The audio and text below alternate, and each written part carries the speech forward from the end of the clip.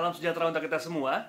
Kiranya kasih Tuhan senantiasa bersama dengan kita, kekuatannya, pengharapannya, dan sukacita damai sejahtera berada dalam hati kita masing-masing. Nah, hari ini dan beberapa hari lalu sebetulnya saya selalu mendapat pertanyaan, ini kapan ya gereja buka? Aku nggak buka-buka gitu ya. Apalagi jalan sudah macet, Jakarta sudah macet gitu ya, sudah banyak orang pergi kerja, sudah memasuki new normal. Kok gereja nggak buka-buka gitu ya? Gimana ini? Nah, izinkan saya merefleksikan dari satu ayat, satu bagian dari Alkitab, dari 2 Samuel 10 ayat yang ke-12, dikatakan demikian. Kuatkanlah hatimu, dan marilah kita menguatkan hati untuk bangsa kita dan untuk kota-kota Allah kita. Tuhan kiranya melakukan yang baik di matanya. Ini ayat yang menarik kalau kita mau meneropong ramainya Jakarta dan gereja kok masih tutup dari ayat ini. Kenapa dikatakan kuatkanlah hatimu? Marilah kita menguatkan hati untuk bangsa dan kota kita, dikatakan. Sehingga dengan demikian sebetulnya kita sebagai individu dan di individu demi individu berusaha menjadi tiang-tiang moral dalam kehidupan kita. Tiang-tiang yang terus memberikan kekuatan kepada orang-orang di sekitar kita. Bahwa kita senantiasa menjaga kesehatan kita, menjaga kehidupan kita, menjaga pengharapan kita. Bayangkan sebuah rumah yang ketika tiangnya sudah keropos, maka tak lama kemudian pasti dia akan miring atau bahkan bisa roboh sama sekali. Nah, pada hari ini saya mencoba melihat bahwa bagian pertama dari ayat ini dikatakan kuatkanlah, dan marilah kita menguatkan hati bangsa kita sebagai sebuah panggilan kenabian untuk kita semua. Bahwa pada saat ini bukan waktunya kita untuk berlomba-lomba. Betul ya? Ini kan bukan sebuah perlombaan siapa yang paling cepat buka. No.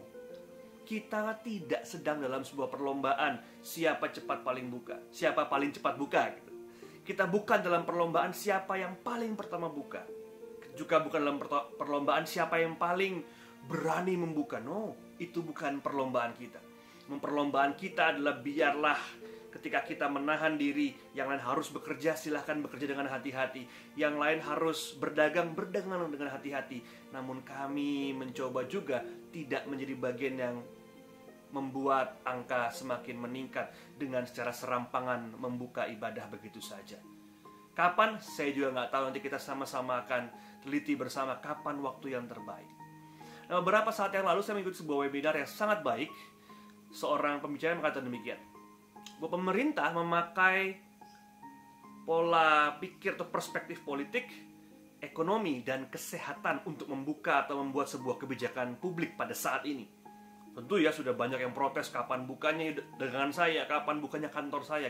Sehingga banyak pertimbangan politik, ekonomi, dan kesehatan. Dan kita sebagai gereja perlu berada di atas standar pemerintah. Kalau kita katakan PSBB buka awal Juli, maka kita perlu melihat kembali kapan gereja bisa buka. Karena kita perlu menjadi gereja yang memberi kehidupan dan bukan mengambil kehidupan. Sehingga kuatkanlah hatimu, agar kita menguatkan yang lain pula. Sekali lagi, ini bukan pertandingan ya, ini bukan pertandingan. Bagian kedua dari ayat ini katakan, Tuhan kiranya melakukan yang baik di matanya. Sembari kita menguatkan hati kita, memupuk hati kita, Tuhan memberikan yang terbaik untuk setiap kita. Tuhan melakukan yang baik di matanya, bukan di mata kita.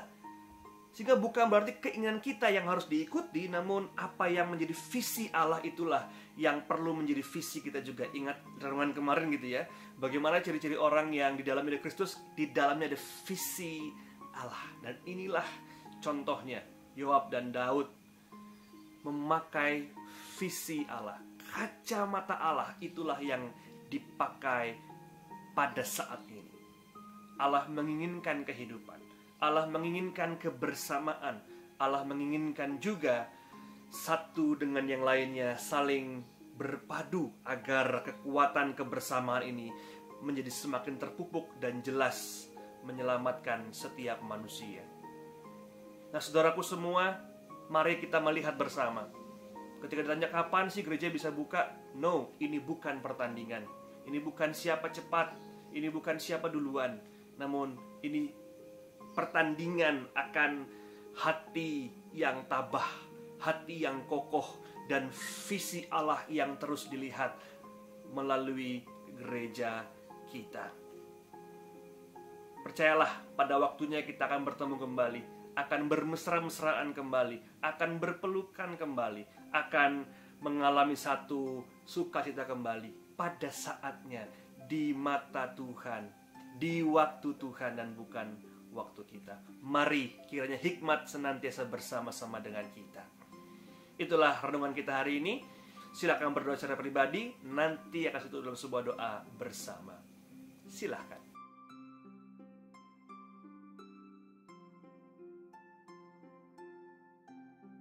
Mari kita berdoa. Ya Tuhan, kami sedang dalam pertandingan, bukan siapa yang paling pertama, namun siapa yang senantiasa mengokohkan hatinya bagi yang lainnya. Jadikanlah kami semacam pondasi kehidupan bagi yang lain, pondasi moral bagi yang lain, pondasi pengharapan bagi yang lain, bahwa kami tak pernah patah arang, kami tak pernah takut, kami tak pernah mengecilkan iman kami, bahwa Tuhan senantiasa bersama-sama dengan kami. Bahkan kami di rumah atau dimanapun kami berada, lindungilah setiap kami. Lindungilah para pekerja yang harus pergi. Lindungilah mereka yang berdagang, agar mereka berdagang juga dengan standar-standar kesehatan yang tepat. Lindungilah para tenaga kesehatan. Semuanya Tuhan, lindungilah mereka, agar kiranya kehidupan kami dapat kami rengkuh kembali seperti semula. Terima kasih ya Tuhan. Amin. Selamat bertanding, bukan pertandingan siapa cepat, namun pertandingan hati kita agar senantiasa dikokohkan oleh Tuhan dalam pengharapan dan kasih. Tuhan memberkati kita semua. Amin.